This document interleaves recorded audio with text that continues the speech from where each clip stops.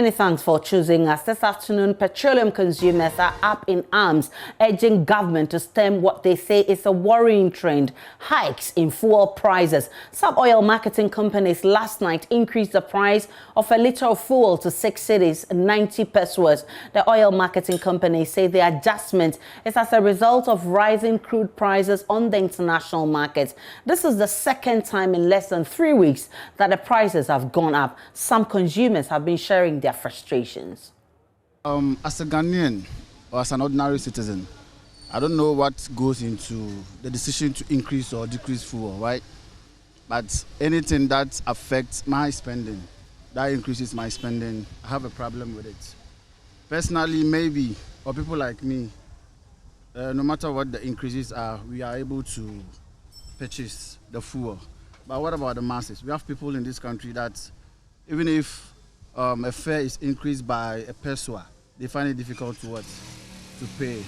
So if the government can do something about the price increment, at least delay some of it, or even do away with the increments, like it will be better for us all. As for the increase of the fuel, as I'm talking now, it has worried me from day one, and it is worrying me from now. It is worrying me because at first I was buying 60 cedis. I'll use the 60 cedis and close work back. As for now, I'm buying 1.5, which is 150 cedis. Mommy, no, it's not easy. I just want to stop the taxi work and just find some company. As for company where I'm not buying any fuel, so it won't cost me much. So as for a taxi there, because of the fuel, I just want to stop.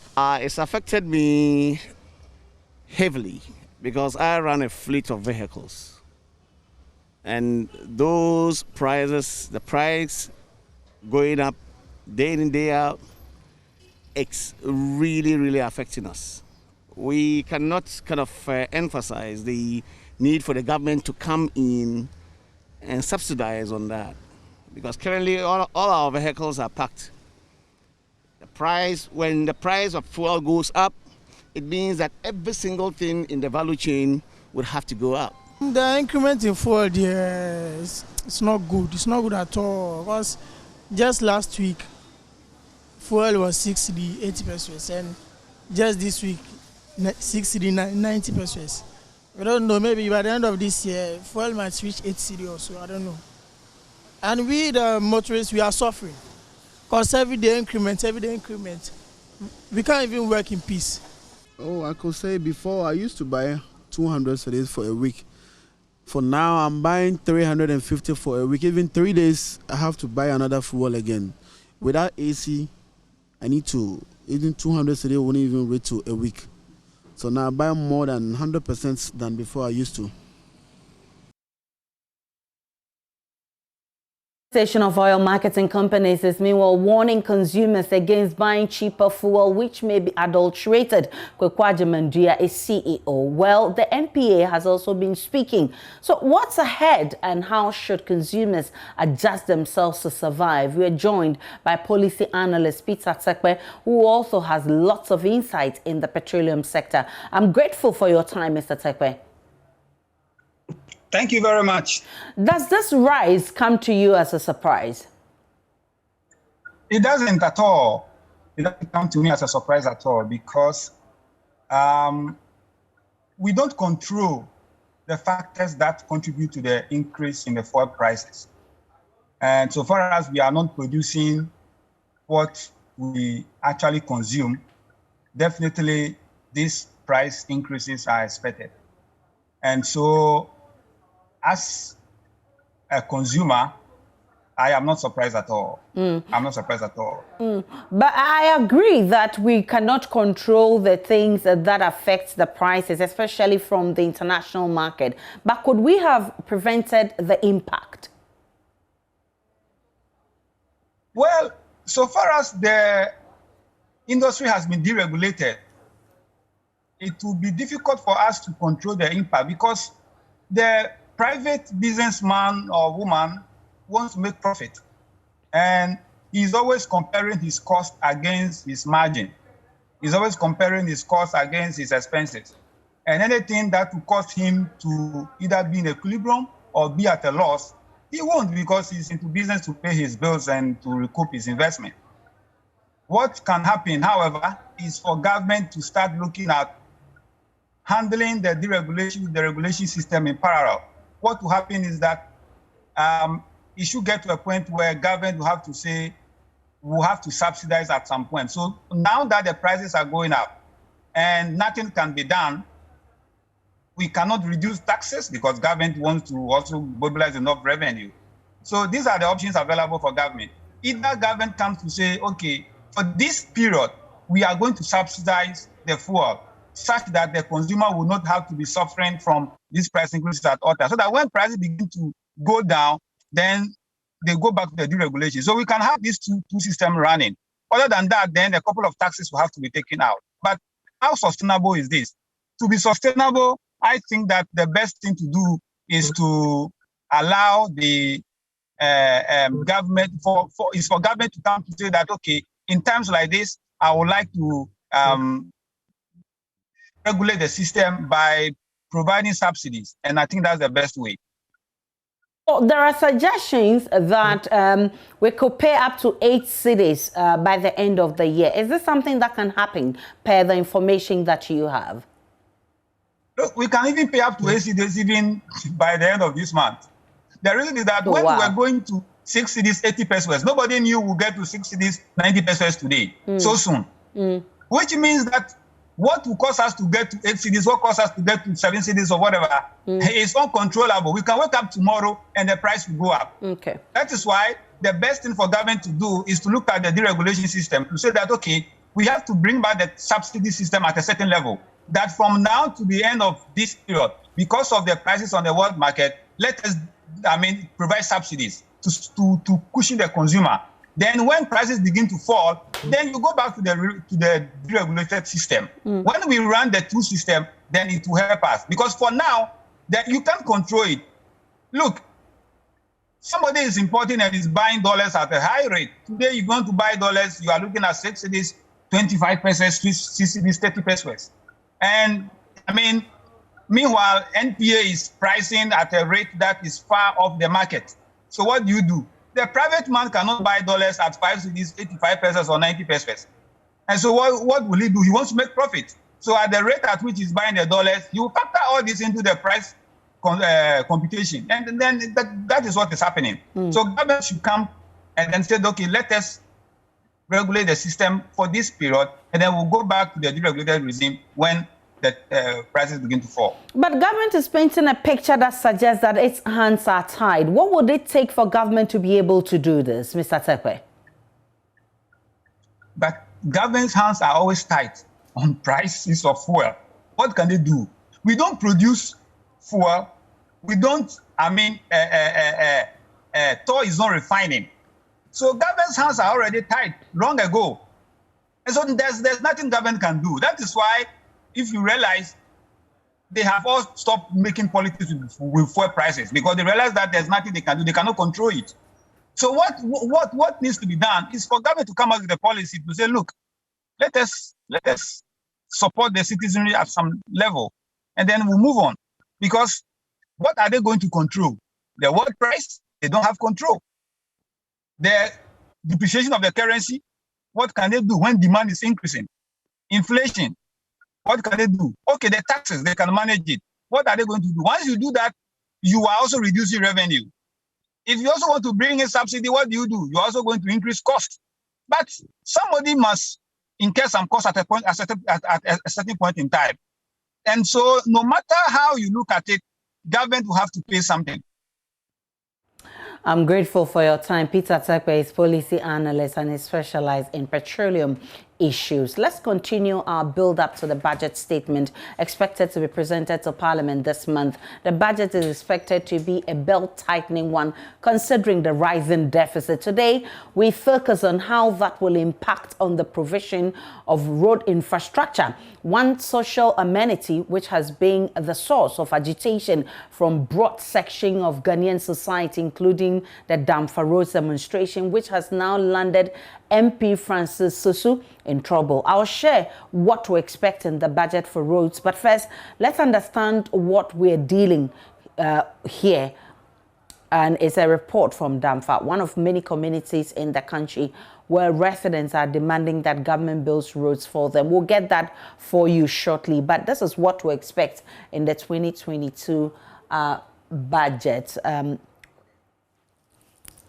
Okay, so this is the projected amount for road infrastructure, and it stands at 1.2 billion cedis. If you look at the allocation for 2021, it was 953 million in 2021. So, I mean, fast forward to 2022, you can see that there's some increment there, which will go into road infrastructure. But the question is, how is this money going to fund the road infrastructure? Because we are told that this year is the year of roads. And so we're looking at this amount compared to the 3.7 billion, which will go to fund interest rates. If you compare these two, you realize that the amount for roads is nothing to write home about. We'll be looking at whether that can resolve all our roads issues, especially when people are going about demonstrating and protesting over bad roads. But let's look at the source of funding also. And this is the breakdown. Amount from Government of Ghana will be 282.7 million. And then amount from the annual budget funding will be 924.6 million. All this together will give you the amount for the roads that we're expecting to be completed for people to enjoy those roads. So this is a conversation that we're still having as we gear up for the budget 2022, which will be presented by the Finance Minister in Parliament. Now, if you look at the source of funding, the breakdown, this is 9% of the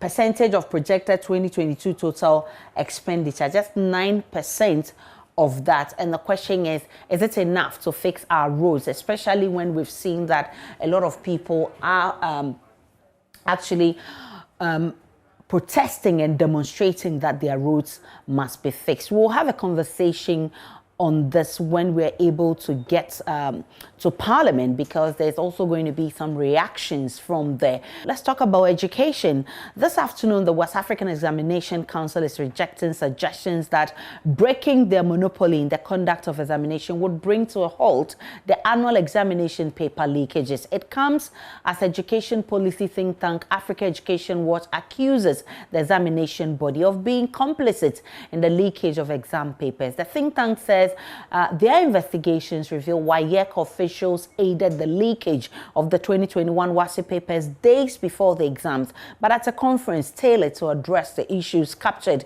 in EduWatch WASSCE monitoring report, Head of Public Affairs at WAEC, Agnes Tekujo, insists the council has rolled out measures to deal with the recurring exams papers leakage. We'll hear from her shortly, but first, let's hear Executive Director of Africa Education Watch, Kofi Asare, explaining why WAEC is complicit in the leakage of exams papers. The questions are not leaking from the schools. Okay. What is happening in the schools is that some schools have WhatsApp platforms where immediately the question packs are opened, teachers on standby solve the questions, put them on WhatsApp platforms, and students have their phones inside and they are copying. Oh, wow. Okay. In the exams hall. Oh, yeah. Okay. Yeah, and in WAEC's report on the 15th September, I will give it to WAEC. They admitted that they have seen that. Okay. That is what WAEC, in their own words, called institutionalized cheating, involving everyone involved, including the WAEC officer. Okay. But if you want to diagnose the issue of examination questions leakage, and you listen to that rendition, you will be tempted to believe that by curbing that menace at the examination hall level, you will solve the problem. But you won't solve the problem because the questions are leaking days before the actual paper, and not minutes before the actual paper. Okay. So that particular chapter is a defensive one just to escape blame. But we are not interested in escaping blame or apportioning blame. We are interested in finding out where questions are leaking. Okay. On the basis that if you don't understand where the questions are leaking from, you cannot profess solutions, operational, administrative, policy solutions to the issue. You'll be doing a wrongful diagnosis of the situation. That is why we are saying that per this research we conducted, in 2020 Wasi, questions are not leaking from the schools. They are leaking at a time that questions are fully in the custody of WAEC at the examination depots. But our conversation with the people running most of these platforms, these WhatsApp platforms and Telegram platforms, suggests that they have been getting their questions from the printing houses. And these printing houses are printing houses run by WAEC. But WAEC disagrees with this assertion. Listen to Agnes Sekujo, who is head of public affairs at WAEC. The Edward report speaks about some papers that he purports to have leaked. And we wish to state that the reports claim that a total of 11 papers leaked during the examination. First of all, the term leaked or leakage as applied to examinations conducted by the council is a question of law and facts. Now to some specifics. 1, Foods and Nutrition Paper 3. This is one of the papers that EduWatch claimed leaked. And for those of you who were here when we had our first update, we addressed the issue of Foods and Nutrition Paper 3 and have done so on several occasions. And we find it baffling that Mr. Kofi Asare continues to refer to this paper as having leaked, when he was the very person that forwarded the fake paper to us. One wonders why Mr. Kofi Asare would send false information when he had the actual. 2, English Language 2 and Mathematics Elective 2. In the case of these two papers, the office had indicated in its second update that was addressed by the head of test administration, held on 23rd August 2021, that after scrutiny of the several versions received, we detected that extracts of the questions were included in the versions that had been received earlier by our monitoring team from various social media platforms and Telegram channels. So we invited you here to a press briefing on the 23rd of August, and we indicated that we had detected that extracts of the questions for these two papers, that is English Language 2 and Mathematics Elective 2, were included in versions that were received by our monitoring team from various social media platforms.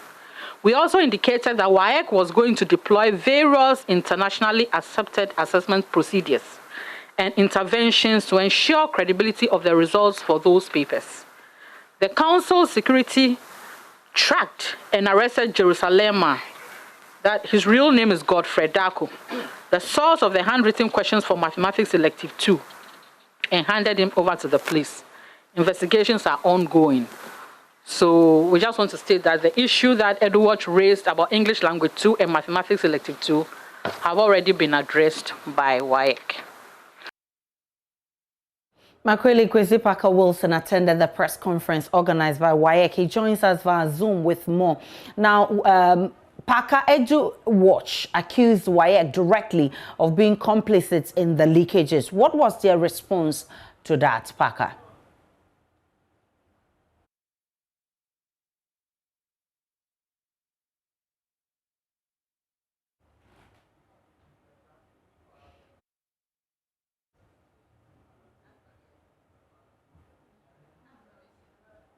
Parker, if you can hear me, I'm saying that WAEC attempted to respond to exactly what EduWatch accused them of, being complicit in the leakage of exams questions. What exactly did they say?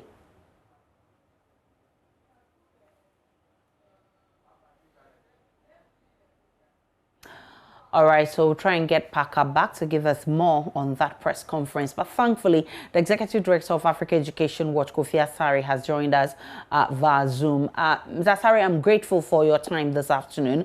Now, WAEC is casting doubt on your report, insisting 3 schools captured in your survey did not register for the 2021 exams. What happened? Well, good afternoon to your cherished audience. I want to indicate that if you read our methodology, we indicated that we selected the schools purposively. And one of the reasons was that the purposive selection was based on a history or tip-offs we received from last year's and then our ability to enter the schools. So in the case of Insania, yes, they were in our sample frame. But after the sampling and then the first reconnaissance visit, we got to know that the school had collapsed after the COVID. And then it was replaced with, I think it was a PAM. It was replaced with a PAM. And then in the case of the other one they mentioned, Beposo Muslim in Secretary Central, the school's name repeated twice. It came first as Beposo Muslim School, and then it came second as Ghana Muslim. Ghana Muslim Senior, the same school. It came twice in the appendix of the reports. Okay, but the original school we monitored was Chufupraso, so it was a typo. It was a repetition of one school's name twice, but in different forms. First at Beposo Muslim Senior High, and second Ghana Muslim Senior High, the same school. So this is in the appendix. These are two issues in the appendix that we saw. In the case of KCAM, we indicated in our report that we also realized that NAPTEX leaked, and that social studies and English for NAPTEX was leaked in schools. I mean, on social media platforms. We were able to confirm that because we were monitoring from a school, obviously, a school that was writing NAPTEX. And KCAM Technical is a school that wrote NAPTEX. KCAM Technical is located in the Lemele district. And KCAM Technical wrote NAPTEX. So if they find KCAM Technical there, they may not know that we made findings relating to NAPTEX in our reports, social studies, and then English. Now, they mentioned 3 schools that were not registered, yet you captured in your exams. I think you've clarified just 2 of that. No, I started with Insania. Okay. And then I said that Insania, when we were selecting our sample frame, Insania was part of it because we had tip-offs from last year's monitoring that there was something going on. So we added Insania. So when we did the sampling, they fell in the sample. Okay. But when we did our reconnaissance visit to Insania, the school had collapsed after COVID. Okay. It had collapsed. And the students there were writing examination in a nearby school. So we decided, if I think, can you hear me? Yes. Go ahead. So we placed with Palm Senior High School. So, but the reason why you are seeing Insania there is because when we did the sampling, Insania was part. But when we did the reconnaissance visit, we realized that Insania had collapsed post-COVID. So we replaced Insania with a PAM. That was the first explanation. But why wasn't that corrected? Why wasn't that corrected in the report in so the that appendix, yes. it will not be ambiguous? Yes. So in the appendix of the reports, the change did not happen in the appendix of the report, not in the main report, but in the appendix of the report, it did not happen. Okay. And we have noted that. The second one is the Beposo Muslim Senior High School. Okay. So we call it Beposo Muslim Senior High School, but I think the official name is Ghana Muslim Mission Senior High School. So the name appeared twice, number 1 and number 40. And we've explained that in the appendix it appears twice because it was actually Ghana Muslim Senior High School being the right one. And then the Beposo Senior High School was actually changed. It was actually Chufupraso Senior High School. But in the case of the KCAM Technical, we agree that they did not write to us. They are not a WASI school. They are a technical institute in the Lemele district. But that is where we verified and monitored to receive the finding that NAPTEX, social studies, and English actually did leak. Because we couldn't have done that verification and that monitoring without doing so from a technical institute. And that's why KCAM is in our list, even though it is not in WAEC's list of WASI schools. Now WAEC has also been reacting, and its reaction, it says that the claim that the chemistry paper leaked is not true. Well, I keep saying that our target is not WAEC because we expect that everything we write will be denied by WAEC. So WAEC will say that even though we have the evidence that chemistry leaked, when we still have the evidence, we still have the evidence intact that chemistry did leak. And that the paper leaked, if you read our report, we indicated that the paper leaked when they were writing the paper 2. They normally write the written paper first in the morning. So the paper leaked when they were writing the paper 2. WAEC is saying that even if it leaked, they couldn't have gotten it because they were then in the examination hall writing paper 2. So even if the paper 1 we claim leaked, that's the objectives, they couldn't have gotten it. And we are saying that if you read our reports, it is clear that we admitted that the questions leaked before the paper started. However, students were not allowed to come out after the first before continuing the second one. They admitted in the report. And we also went forward and said that in many schools, the question was solved on WhatsApp platforms. I'm talking about objective part 2, and transmitted to the students who had arranged for that. So it is not as though we didn't indicate in our report that the time that we cited for the leakage in chemistry 1 was a time they were writing the exams. No, we indicated that it leaked in the afternoon, but when it leaked, the students were already in the examination or doing paper 2, which is normally written first before paper 1. And so they did not come out to come and have access to paper 1.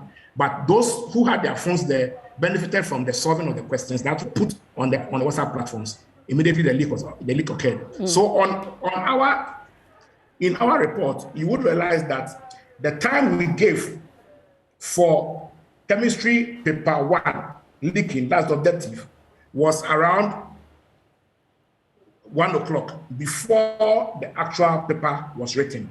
But we admitted in our report that yes, the students were writing paper 2 when the leak occurred, but the questions were solved and transmitted to those who had phones in the examination halls. That is how we captured it in our report. So there was no point in denying that fact. But if WAEC is, I don't want to be disputing WAEC on matters of it didn't leak. As I said yesterday, if WAEC has issues with the technical aspect of the research, we are happy to discuss and respond, like I've just done. But we don't want to be involved in a tangle with WAEC over it leaked, it did not leak. It leaked. When we have the evidence, there's no point in being engaged in a tangle. We have the evidence, we have met with Parliament, we submitted it to them, WAEC was there, GES Secretary, leadership was there, the deputy minister was there, headmasters were there. We have sent the same evidence to the Ghana Police Service, the same evidence. So if WAEC is saying that it didn't leak, we will leave it to WAEC. Anyone who wants to see whether it leaked or not, including those who came for the launch yesterday, we shared the link with them. So you go there and you see it. We shared the link with the MPs when you met them. And you can go there and see it. It's a Telegram platform. It is not WhatsApp that you can enter today and not see anything because you're a new addition. It is open. You will see every data there. So anyone who wants to verify can go there and verify. Mr. Asare, it's actually your word against that of WAEC, especially with the areas where you've admitted that the schools were supposed to be taking off but were repeated and it was typo. How do you intend to clarify this? Considering the fact that the documents have been circulated already. I'm saying that we did not cite the school in any of the examples in the reports. Okay. We did not cite those schools in any of the findings in the main reports. But it is in the appendix that the mix-up occurred. Which is still part of the report. I have already admitted that the appendix is part of the report. Okay. So, I've explained why those schools were replaced already. So, the point is that in publishing the final, the mass copies, we are going to take note of that. But the point I want to make is that we don't want to have a discussion about whether there was a leakage or not. That discussion is not to be had because we were monitoring examination malpractices in schools, and we were monitoring leakages on social media platforms, i.e. WhatsApp and Telegram. The evidence that there was a leak is from Telegram. It is not from the schools. Okay. We were monitoring leakage from Telegram platforms and monitoring examination practices from schools. So WAEC has not provided any evidence that the information we have, the evidence we have, that questions were leaked on Telegram platforms between 5 days and 1 hour papers was false.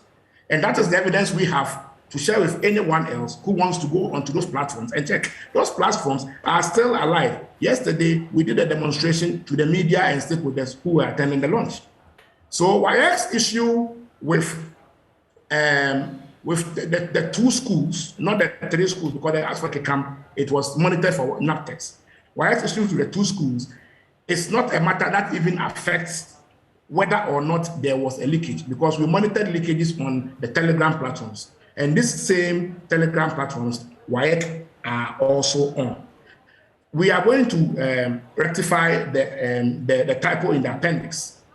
And then we are here to print mass copies of the report. So in printing the mass copies, we are going to factor that in.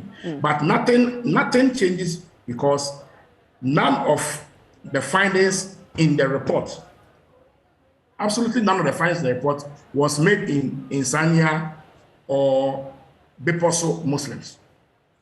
So nothing actually is affected by the fact that there was a leakage. The evidence that there was a leakage is available on Telegram, and we have submitted that to the Ghana Police Service for investigation. And we have submitted that to WAEC, to Parliament, and all stakeholders, including the media that attended yesterday's program. Do you mind to update us on the case with the police?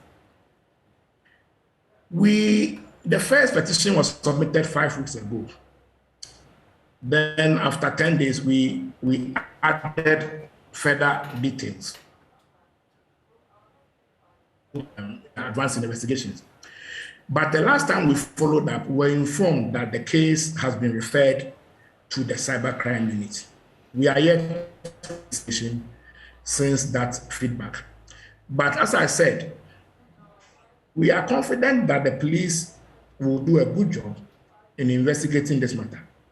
Let me indicate that it is only when we are able to investigate and find out where the leaks are coming from that this problem can be solved.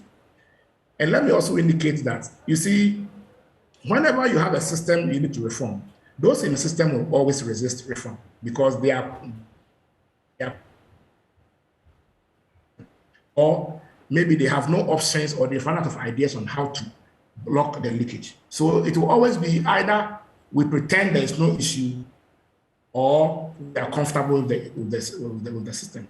So we expect some of this, trivial responses from WAEC, because obviously they won't be happy that we are impinging on their integrity. They won't be happy that we are announcing leaks when they themselves are on the same platforms with us. When we invited WAEC to come on the Telegram platforms and join us and see for themselves what is happening, the feedback they gave to us was that they were already on this platform and they were monitoring. So they were aware of all this. So if you are aware of all this, and you were in a meeting with Parliament when we presented the Telegram platform live and showed all this, and you go and hold a press conference in Accra and say that the question did not leak, then it's up to you. But again, our focus is to engage the Ministry of Education, not WAEC. WAEC cannot reform itself. It is never our objective to engage WAEC to reform itself. Our only objective is to gather evidence, make recommendations, and engage the Ministry of Education, the only agency that has the mandate to initiate the reforms that will lead to strengthening the security system within the question value chain, not of WAEC alone, but also of NAPTEX and other examining bodies whose questions are being sold in the open market. I'm grateful for your time. Executive Director of Africa Education Watch, Kofi Asare, speaking to us on exam leakages, which has been defended by WAEC. Now, Chairperson of the National Commission for Civic Education, Josephine Nkrumah, has described the attempt to scrap the study of social studies in the country's schools as a move that will spell doom for the country in the near future. Speaking at the Social Studies National Conference at the University of Education, Winneba, the NCCE chair indicated The study of social studies is the heartbeat of humanity, and taking it out of the educational curriculum would further break down the country. She's calling on the Ghana Education Service and the Ministry of Education to have a second look at the decision. Richard Kwejonyako has more in the following report. Madam Josephine Nkrumah indicated the study of social studies had become very critical in the day-to-day activities of the students and by extension Ghanaians, and scrapping it off would be the biggest blow in Ghana's educational sector. She appealed to the GES and the Ministry of Education to have a relook at the policy. Social studies really is the heartbeat of humanity. You cannot take that away. It is the heartbeat of humanity. No matter what we do, we would live, work, coexist, worship, fight, build on peace together as a people, whether it's Ghana or anywhere else in the world. And so there is no reason why social studies should be scrapped in any shape or form on this earth. It is what actually allows us to examine ourselves and to constantly improve and enhance life and living on this earth. You see machines, robots serving in restaurants, robots delivering food to people's homes, robots collecting garbage. And sometimes we don't realize that it is that act that certain people carry out that brings them into connection with other people, and it is the essence of why they live. And so social studies must be there to begin to find new ways of connectedness for humankind. Dean of the Faculty of Social Sciences at the University of Education, Winneba, Professor Lucy Efatum, called on government to even consider making the study of social studies an elective course, just as we have in mathematics, science, and English. It is therefore pertinent for the Ministry of Education to consider social studies as both core and an elective subject at the senior high school level, as it is in the case of mathematics. With maths, we have core mathematics, we have elective mathematics. When it comes to science too, we have those who specialize in science, and we have science as a core subject. Acting Vice Chancellor of the University of Education, Winneba, Professor Andy Ofori-Brekran, asked lecturers who teach at the graduate school level to consider their students as their peers, as it's a social process that has future consequential effects. I've always indicated that lecturers who teach graduate students must see graduate students as peers. You should see them as your partners and not as ordinary students. In fact, graduate students are different from undergraduate students. Now, the graduate student I taught some time ago is now the dean of my faculty. The person was a graduate student. Now, she's a dean. When I retire in 2 years, I'll go and work under her. And if I'm lucky, she will give me post-retirement contract.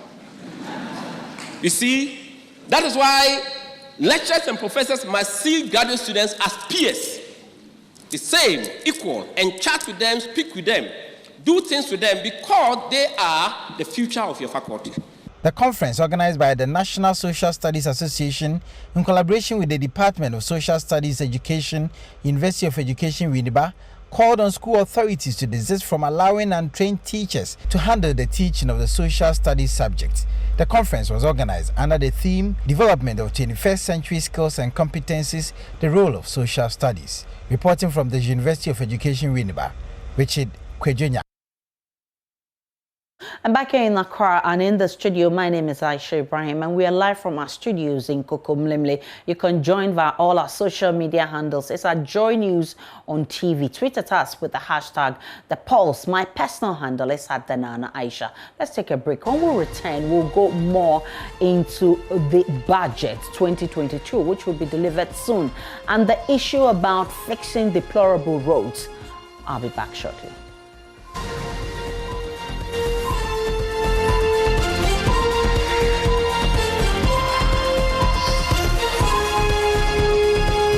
Welcome back to the Pulse. And as I said, we are continuing our build-up to the budget statement expected to be presented to Parliament this month. In the last few days, the issue of fixing bad roads has featured strongly in the news because people have are protesting and demonstrating for their roads to be fixed, especially as MP for Medina has landed in trouble for leading his constituents to demand for their roads to be fixed. Let's have a conversation on what to expect in the 2022 budget with regards to this infrastructure, the social amenity, which has been the source of agitation from broad section of the public. Engineer Mahama has joined me. His Engineer Abdullah Mahama, I'm grateful for your time. Good evening. The last time we spoke, you really expressed frustration about the basic social amenities that you think we are not paying attention to, and which has landed us into the situation of floods and other issues that is affecting us. Today, we are told that the 2022 budget will reserve some amount, 1.2 billion cedis for roads. And the question is, will this be able to fix all the problems we're having with our roads? But first, I want us to understand the situation in which we are, the gravity of the problem that we have to deal with. Then we can even talk about whether this money is enough to fix it or not. Well, the gravity of the situation across the country is enormous. I think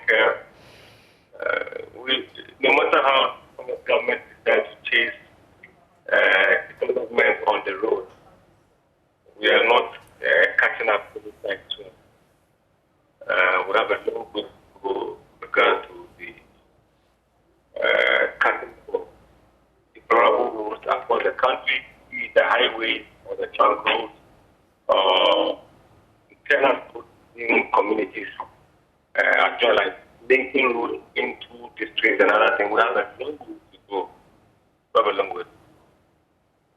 So now let's look at the amount of money that has been reserved. At least it's an improvement on the one that we had for 2021, especially as we've tagged this year as Year of Roads. So we are coming from over 900 billion to 1.2 billion. So that's an improvement. And I'm asking, if you look at the challenges that we have, to what extent will this 1.2 billion help resolve our situation? Okay. I'm looking at the amount of money, and I was asking myself, are you talking about cities or dollars? Cities. You know, the year started with a lot of inflation here and there, the city depreciation to the dollar. So if you're talking about 1.2 billion Ghana cedis, it is approximately $200 million. Right? Maybe my math is right on that one. Now, if you look at the year of road, then a year of road part 3, but we're in the year of road part 1, part 2, and we're in the part 3 next year. $200 million. If you are doing a dualized road, let's say two carriageways from, let's say, point A to point B, a kilometer of a dualized asphaltic carriageway now only costs the region of $3.8 million. So if you're talking about $200 million, it's like constructing a road from Kaswa to Kamamoto Runabout. That is the budget. I want to get a picture of the length of the road that money can do. We're talking about 52 to 55 kilometers in terms of the maximum. If the least is about 50 kilometers, the highest is 50 kilometers. So just imagine you are constructing a road from Zumbura to Kamamoto Runabout. That is the maximum. That's the the amount of money that has been earmarked for the construction of the year of roads by 3. So that is highly insignificant in terms of how we have to reach to other communities, other regions where we are supposed to start road construction from zero. The money is woefully inadequate. And I think the same issues will rise up again next year because that amount of money cannot even complete the Atimota of Pankot to Tawam, three of Pankot to Tawam, 3 of that amount of money can. So I just want you and listeners to just picture what the length of road that they are expecting with that budget of money. Ideally, what should have been the situation? Sorry? Ideally, what should have been the situation with regards to funding road projects? Well, it's government who prioritize where to allocate funds. You and I will not be able to exactly know or to determine where X amount of money is supposed to go and where the funds of government will lie. But if you are talking about a year of road, then I think that amount of money is nothing to write home about. I'm just giving you, when people are talking about mileage, I think distances, you have to get the people the picture to appreciate it more. And I'm saying that 1 kilometer, the motorway, the whole motorway stretch is about 18 kilometers. Now, just 1 kilometer of a road is approximately $3.8 billion. That is 2 lane in, 2 lane out. And I'm saying that money, if you equate it to dollar, it is about $200 million. And that can do only 52 or 55 kilometers of road. And that is insignificant to the cry of the whole country. So, I think the issue of road, the slogan, it ought to change. And government have to look for other sources of funding. I don't know whether this one is an internal generated fund, or we are going to outside this just what the government can actually realize within the country from the taxes approved. And that the other route, you would have to go to the donor funded agencies like the NIDA, the World Bank, the ADB, and other things. Otherwise, this money is not done.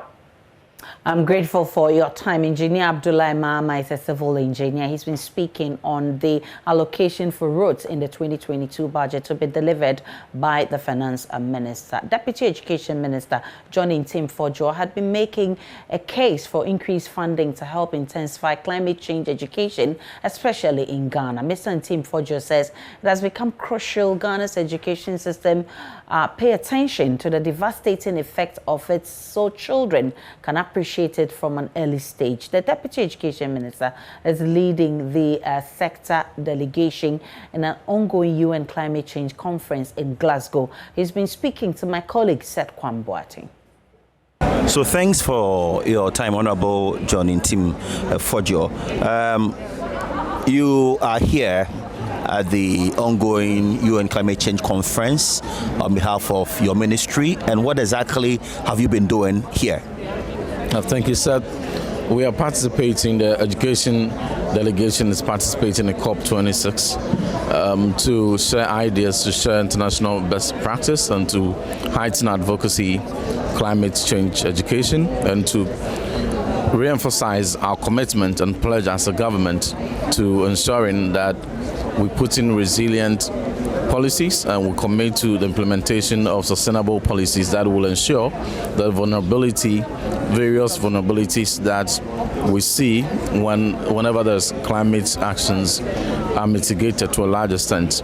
You know, sometimes people wonder what gravitas education has with climate change. But said whenever there is an international emergency, whether it is health crisis, global health pandemic, Ebola, COVID-19, or climate-induced disasters, education is the hardest hit.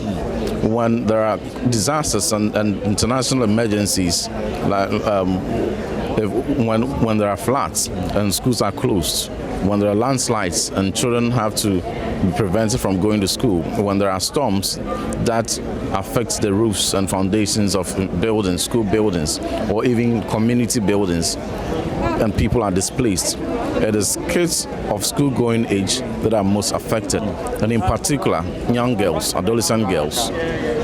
and kids living with disability. So oftentimes it takes about 3 months at the earliest to about a year to get children to get back to school when they're affected by climate-induced disasters. And so it is important that we realize how critical the situation is. We must all be concerned about climate actions because the impact of climate change impacts directly on education. Yeah, when the president came to this pavilion on, was it Tuesday? I think Tuesday, he was particular about how we can get Ghanaians to appreciate the impact of climate change and get them to set up and engage in activities that will not contribute negatively to Western environment. From the education sector, from here, how are we going to get our teachers to appreciate it so that they can pass this on to the students that we are teaching? Yeah, so for instance, as a ministry, we are very much committed to education for sustainable development for 2030. We have inculcated various aspects of climate change education in our curriculum, particularly at the pre-tertiary level. So we're ensuring that we're introducing concepts of climate change in all levels of learning, giving adequate training to our teachers. We have partnered, as Ministry of Education, we have partnered EPA in a project that we call Sustainability Starts from School. So with these approaches and with these commitments, we're ensuring that we heighten climate change education at all levels. And we believe that climate change education must be science-based and must be gender responsive, particularly considering the fact that more young ladies are affected by climate change-induced disasters.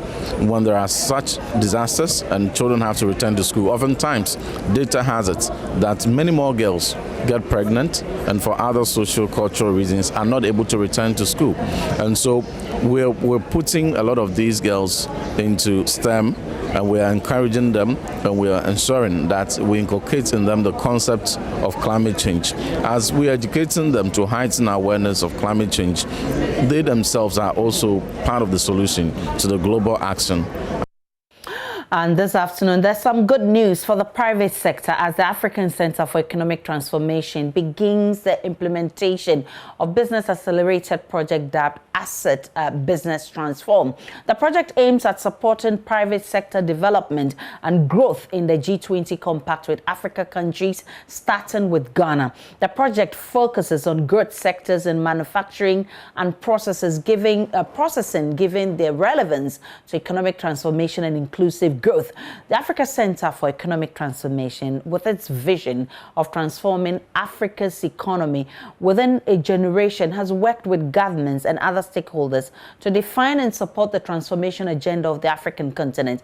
And a bit to increase the impact of its activities, ASSET has designed a strategic partnership for private sector growth, which it is implementing. Now, to understand this better, I'm joined in the studio by Christophe Esikpe, his senior communications consultant at the Africa Center for Economic Transformation, and Charles Odum, who is head of private sector development at ASSET. Good to have you, gentlemen, in the studio. First, let me start with Christophe. Let's understand what you actually do at ASSET. Well, my name is Ed Brown. So Abraham. Edward Brown. Okay. Is the name. Yeah, at ASSET, ASSET is a policy institute, with the primary objective of supporting African economies to achieve long-term growth and economic transformation.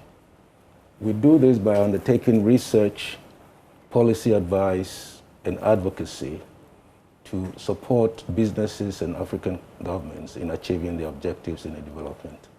We are a preeminent Pan-African institution based in Accra, but we are Pan-African and we have various connections and contacts in many African countries, both North, South, East, and West. Okay, so let's look at this new project that you're bringing on, the Transform project. What is it about? Okay, the Asset Business Transform is aimed at supporting small and medium-sized enterprises in Ghana. It's a pilot project in Ghana, and we intend to expand it to other countries. But its aim is to support small and medium-sized enterprises in Ghana to make them investment ready by providing targeted support to what you might call the brownfields, those companies that are still struggling to become competitive and to be able to access affordable financing in the capital market. All right, so Dr. Edward Brown, you've been explaining to us what you do, but you let me bring in Charles here. You say the private sector development program is a unique driver of private sector initiatives. How are you leveraging on research and advocacy to be able to achieve this? Okay, so as I said, in Assets, we are policy, think and do tank, and everything we do is anchored in sound, in research and sound analytics. So what we're doing with this particular program is actually undertaking research to understand which growth areas that a country can focus on and develop and support SMEs to drive economic transformation. Now, you say you envision economically transformed Africa. That is quite daring. What would it take for this to happen? Well, you know, I mean, I don't think it's daring because there are already countries that have gone through that. You can look at South Korea, you can look at Vietnam, you can look at even China. And in fact, in the 1960s, Ghana and South Korea were almost at par, you know, in terms of their endowments and capabilities. But today, Korea is several miles ahead of Ghana. In terms of GDP per capita, it's about 10 times that of Ghana. So, transforming Africa in a generation is something that is feasible. But there are certain key parameters that governments and countries must adhere to. And for ASSET, we define economic transformation as growth with depth. In other words, growing the economy is not sufficient. You need to diversify the economy, the production base and export base. You need to be able to develop competitive exports. Productivity has to increase significantly, both in businesses, in offices, and in the service sector. At the same time, you need to apply and upgrade your technology in order to stay abreast with the evolving dynamics in the market. All these four variables, we believe together, can improve human well-being and lift up people's income, and therefore they become more prosperous. The asset transform sounds quite interesting and something that would really work if we push it. But there must be some research and analytics that underpin it. What are those, Charles? Okay, so before we put together the asset business transform, we undertook quite a number of studies, one of them significant being a product space study on Ghana, and we do that also for other countries. Now, this product space study tells us which areas we can actually focus on to diversify our economy, and working with SMEs, we're able to grow their capabilities to now access other markets and grow the economic base. Now, if you look at the transformation, the Africa Transformation Drive that you are currently working on, some say we do not have the time to achieve this. Do we have time? Of course we do have time, but we are way behind time, actually. But of course we can start. You know, and I think countries are beginning to focus on this area. But the story of economic transformation in Africa is very bleak, because over the last 2 decades, although countries are trying to industrialize, they haven't been able to achieve economic transformation in the way the Asian tigers did, by diversifying their economies, and therefore they can hedge against external shocks, like the COVID, for example. You know, the COVID epidemic came, and our economy and institutions are weak, and therefore we were not able to withstand those shocks. And the effects, even though the health impact were minimal, the economic impact were quite devastating to the economies. GDP growth declined significantly, even to the negative. And I think the prediction with the IMF and the World Bank is that in 2022, there might be a rebound, which would then accelerate if countries continue to do the right things. So, of course, the fact that we're behind time doesn't mean we haven't done anything. What has been done so far? Well, there's, like in the private sector, most countries are trying to accelerate industrial policies and support small and medium-sized enterprises. But I think, as Charles did indicate, the key binding constraint, particularly for small and medium-sized enterprise, is that many of these enterprises lack the institutional capability. Their financial management systems are poor, and therefore they are not able to be investment ready to attract affordable capital as well as joint ventureship. And what we're doing with Asset Business Transform is to help these companies, selected ones that fit the profile of providing the possibilities of becoming export competitive and therefore generating more income for the economy and also tax revenues for the economy. So definitely the Asset Transform is a driver to achieving this goal you are championing. But of course, let's look at the whole, because people think that we've seen a lot of these kind of concepts and initiatives, but it really didn't work. How different is this one? Okay. So as I said, for us, whatever we do is anchored in research. So we take our time to understand the dynamics before we take steps. And then also the program is being designed in a way that actually is very bespoke. So we look at the SMEs that have been selected individually. We do diagnosis on them and understand their peculiar situation, their peculiar problems before we bring in technical partners that we work with to actually provide those bespoke support services to them. Like I said, all to make sure that we make them investment ready and then also help them to integrate into global value chains, especially with local content, where they can take advantage of local content provisions and then access the markets of big enterprises that are already let's talk about the SMEs that you're working with currently. How did you identify them? Okay. So after our main research, like I said, we did a product space study and we identified some products for the economy. Then we did a value chain assessment as well. So in that study, we identify some companies that we believe have the potential, to grow, given the necessary support. And then we open up applications for the companies within these sectors to apply. Now, once they apply, we assess them, and then we did a short list, and we did physical visits to also verify and validate what they are giving us, in terms of their responses, and then we did a final selection. So currently, as we said, we have 10 SMEs that have been selected for the first cohort to go through the pilot here in Ghana. It does surely look appealing, and definitely I would be asking for the criteria for people to also benefit from this one. But I'm happy that Doc talked about the fact that we are not doing much, and if we continue to do the right things, we would make headway. What are the things that we can do to achieve this vision? I think from the public policy point of view, if I were a leader in terms of economic transformation, I'll be looking for 5 key indicators and asking my lieutenants to target this as impact. One, the economy, as I said earlier, must diversify. In other words, you can't pack your eggs in one basket. Definitely. We're a primary product producer. We produce cocoa, we produce diamonds, we produce oil. But we're not adding value, to these products. And therefore, much of the value capture, the higher percentage of value capture is at the downstream when you export the products.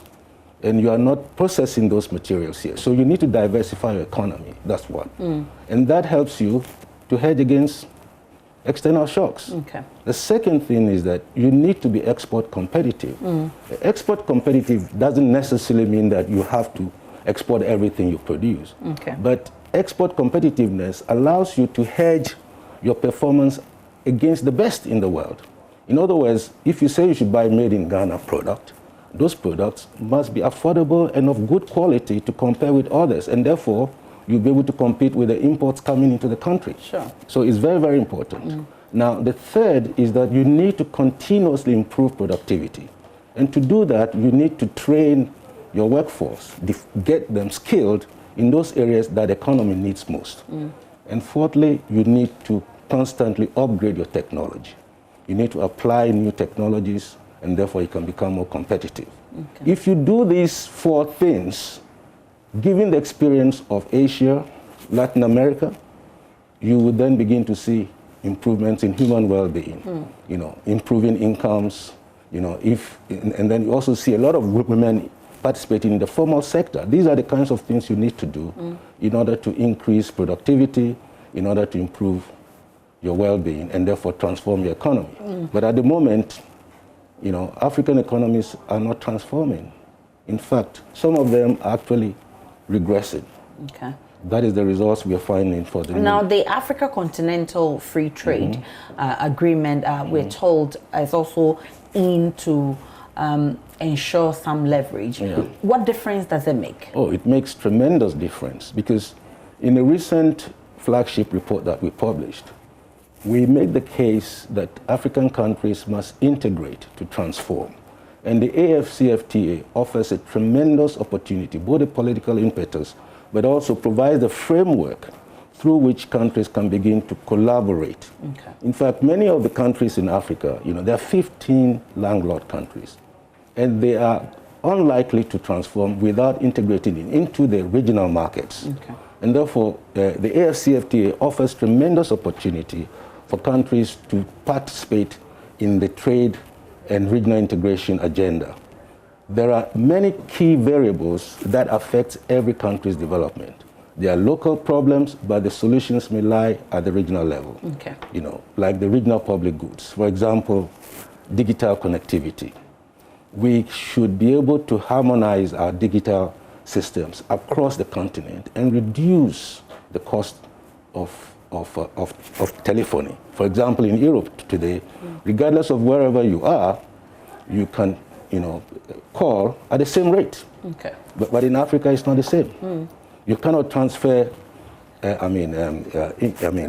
cannot actually transfer your resources from one country to the other easily. It is even difficult for high-skilled labor to move from one country to the other. Okay. You know, all these things need regional collaboration, and if countries begin to think local but act regional, then they would begin to, you know, transform the economy. So the AFCFTA is a very important vehicle that would help drive this agenda. And at ASSET, we're already working with Rwanda, for example, in trying to help them align their regulatory frameworks to ensure that they can benefit more effectively from the protocols that are being set up by the AFCFTA. Okay, but Charles, you mentioned the bit about the 10 SMEs you're working with. I'm curious to know what will be their takeaway or take home by the end of this program. Okay, so at the end of the program, we intend to make them investment ready. What it means is that we would have had their governance structures properly put in place. We would have streamlined their operations in terms of technical operations. We would have also looked at their financials to make sure that the books are properly prepared and that they have financial systems, you know, which make investors comfortable to deal with them. Also, we try to help them access new markets, because one of the objectives of the program is integrating into global value chains. So linking them to potential markets or off-takers to help them grow their business is one of the takeaways that we hope that these SMEs will take from this program. Yeah. Is that why you call yourself a think and do tank? Which is, I mean, normally it's a departure from the normal thing we know, a think tank. I mean, why is that, Dr. You know, Brown? I mean, think tanks these days are also evolving fast to continue to be relevant. And as a think and do tank, yes, the private sector program is one, but we also engage in ways that bring countries together to learn and therefore create traction for policy reforms and implementation. And that is also one of our drivers of you know, the assets work. In other words, when we say we are think and do, we just do not undertake research, publish it, or organize events and fanfares, and that's it. We actually work with the countries, a collection of countries, together to understand what are the issues and help them define what are some of the new recommendations that are emerging and how they can then integrate that into their policies and programs. So there's an uptick. All right. So tell me about the official launch of the ASSET program. Okay, so the official launch is on Monday, the 8th of November at Labadi Beach Hotel at 5 p.m. But from 4 p.m. we'll have the opportunity to see what our SMEs are doing, display their products, and also listen to their hopes and vision and expectations from the program. And then we would have a networking cocktail where we expose our SMEs to various communities, so the development community, the investor community, private sector leaders, and various people that really together enhance the way we do business in Ghana here. We are expecting to have representatives from the various institutions, including some of our sponsors like the World Bank. The investor community is also heavily behind us, supporting us, and our technical partners, whom we work with, would also be there to join us at the launch. Are we all invited for this program? Absolutely. I'm grateful that you were able to make it. Charles Odum and Dr. Edward Brown are all from Asset, and wish you all the best for your program tomorrow. But St. Louis Girls SHS becomes second all-female school to qualify to the 1/8 stage of the 2021 National Science and Maths Quiz, with promises of fireworks in their next contest. They expressed their girl power not only via singing but also on the stage of the Ashanti Regional Prelims of the 2021 National Science and Maths Quiz. St. Louis Girls SHS became the second all-female school nationwide to secure a spot in the 1/8 stage of the competition. They say their 48-point win over TIMAS, Kumasi, and St. Mary's Girls is only a tip of what is to come. Manuel Kuranting reports from Kumasi.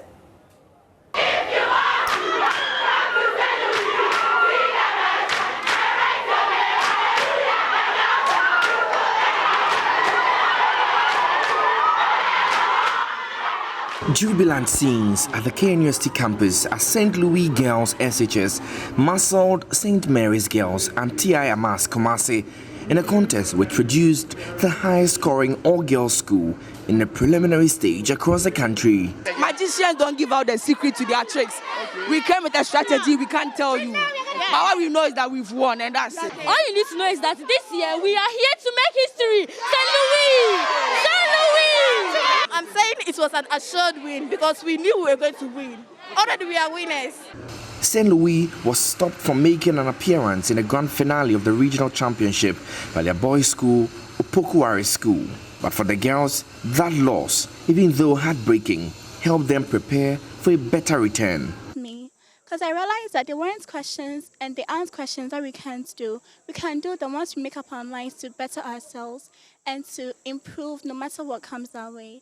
So that was my motive, and that's what kept me moving, that I could do better. And so I worked towards it, and by God's grace, I'm here. And I know I'm going to get better and better and better. But were there high tension points in the contest? For the first time, I actually felt what it was like for my heart to move me out of my seat. Especially during the round one when it's like the TIMAS people too were showing that they had gained. So yeah, it was quite the nerve-wracking experience, but I knew my girls always come out victorious.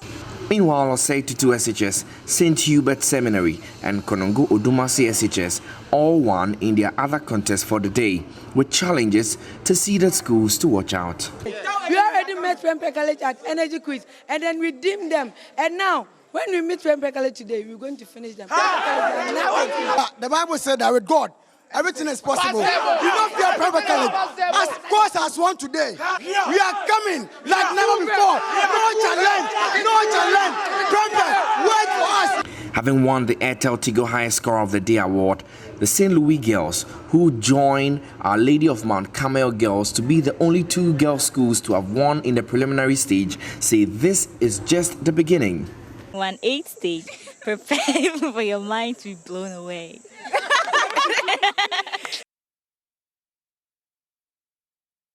Well, for the KNUST SHS, they are in for a host and win this year. They have been speaking to Manuel Kuranting after their 1-point win over the Saints.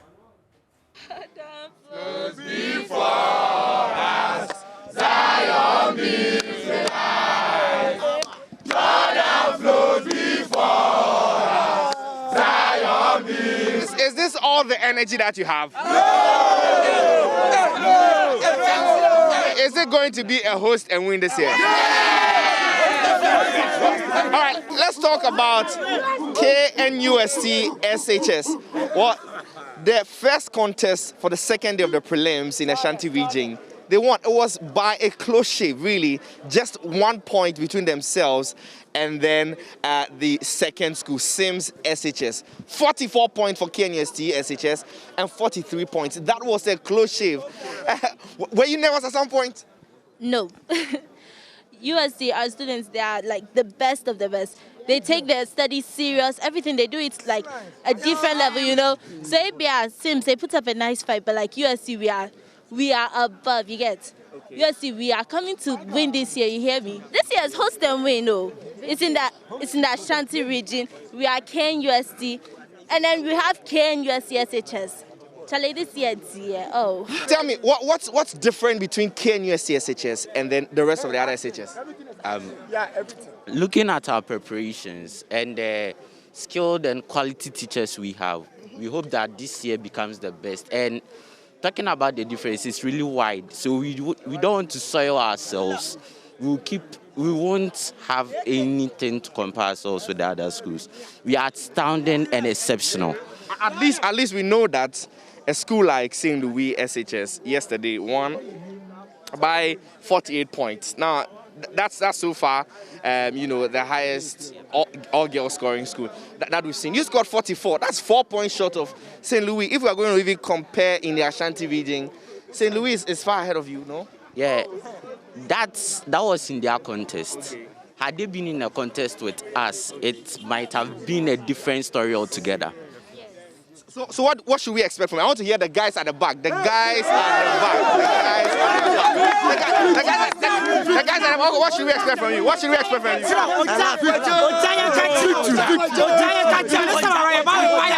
You're born with fire. Giddy, media grow. This time around, this time around,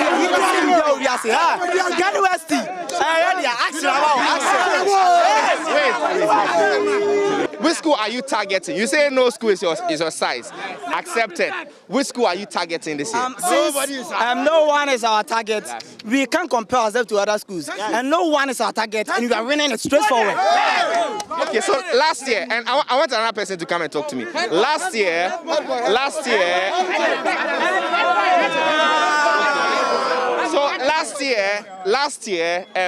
the competition was in University of Ghana, Legon. It was won by Presec Legon.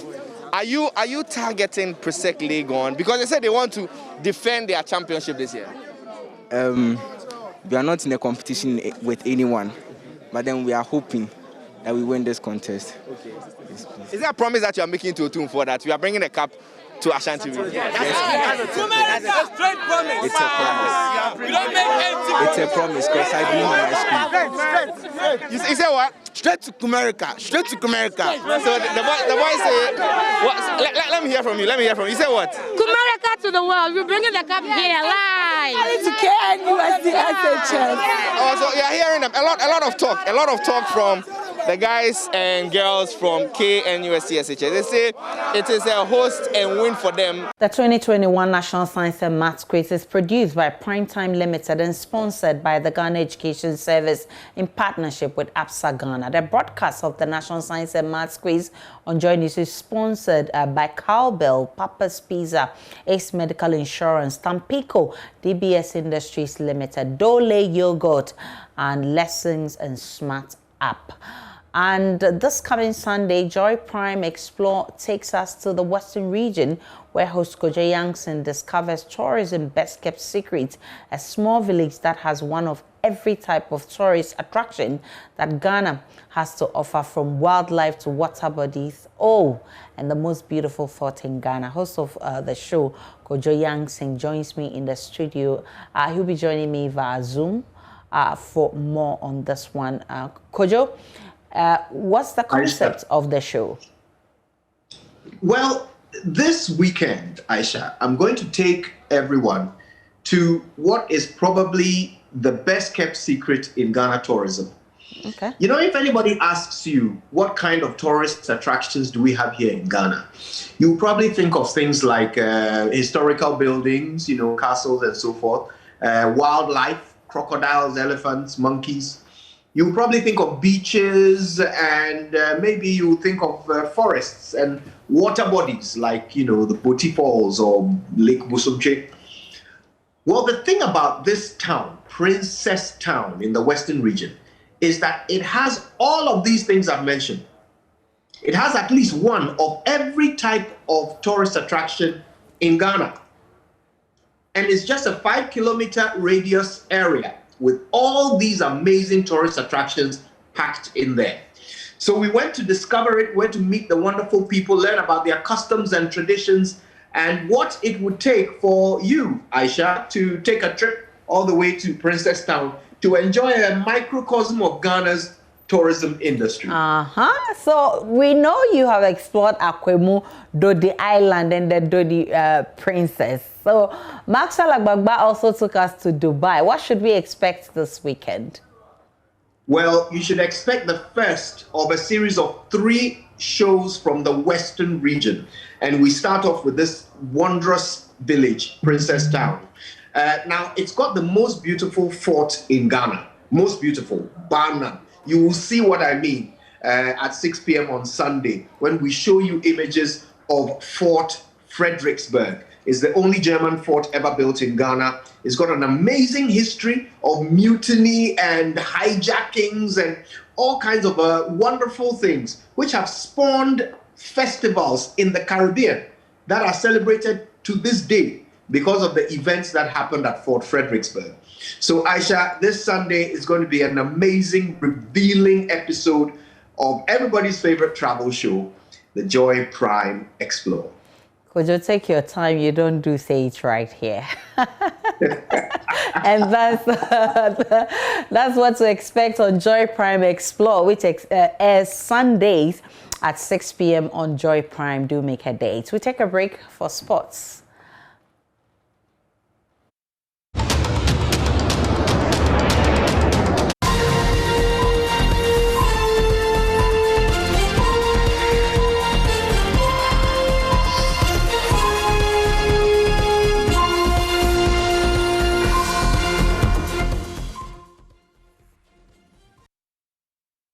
Hello, good evening and welcome to the sports segment here on Pulse on the JoyNews channel with me, Oreko Ampofo, and we are talking about a Ghana Premier League game currently ongoing, and it's the game between Heart of Oak and Wafa at the Sogakope Park or Wafa Park in Sogakope. It's currently 1-1 between both sides with less than 10 minutes to play or around 10 minutes to play.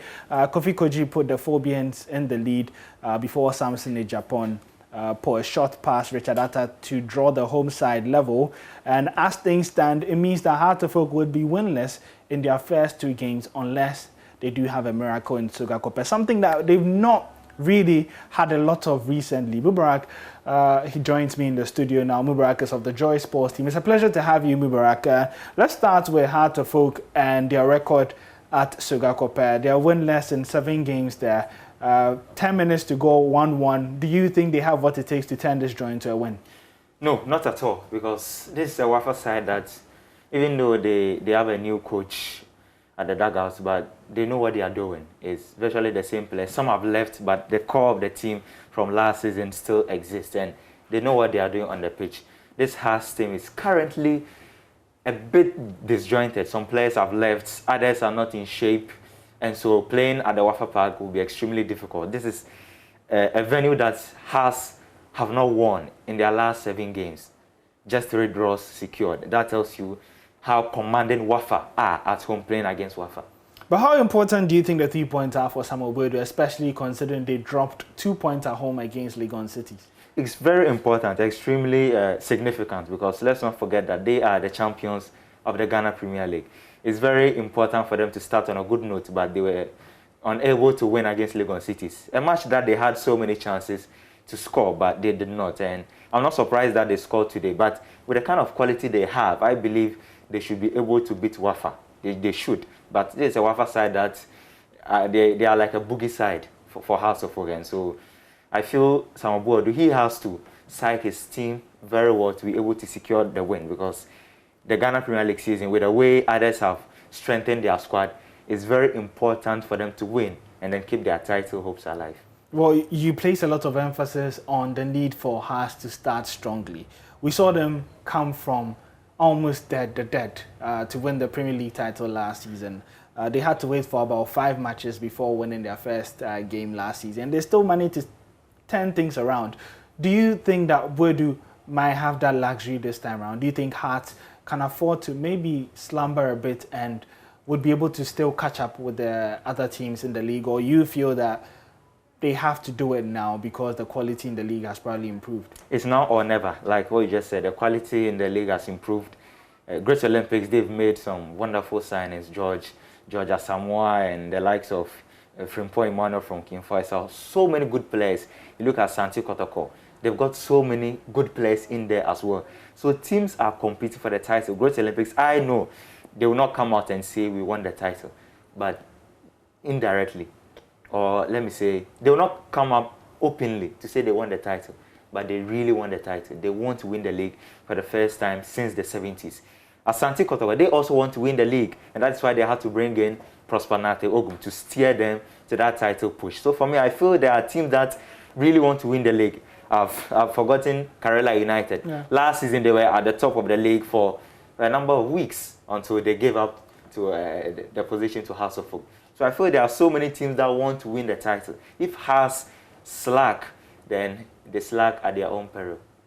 All right, thank you very much, Haruna Mubaraka of the Joy Sports team, providing us with a little bit of analysis on the ongoing game between Wafa and Hearts of Oak, which is currently tied at 1-1 in Sogakope. Before we do leave you, let's take a look at the fixtures for the weekend. And Wafa Hearts of Oak is currently ongoing 1-1. Ash Gold would be hosting Karela United. Legon Cities will still be in Accra and would be chasing their first win against Real Tamale United. Great Olympics face their Accra rivals, Accra Lions, and then Elmina Sharks host Dreams FC. Ken Faisal travel to face Aduana, and then Brekum Chelsea host 11 Wonders. It can be termed as a top of the table clash, as for the first time in about 20 months, Asante Kotoko returned to the Babayara Sports Stadium to face table toppers Bechem United. We're back in the evening to bring you the highlights of the game between Wafa and Hearts of Oak on JoyNews Prime. My name is Oreku Ampofo, and the pulse continues right after this.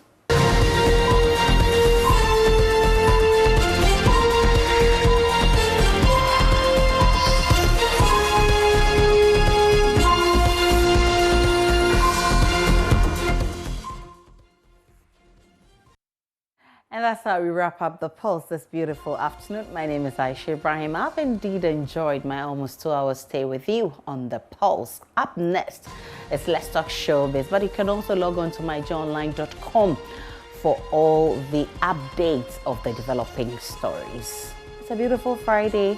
Do chill, but don't freeze.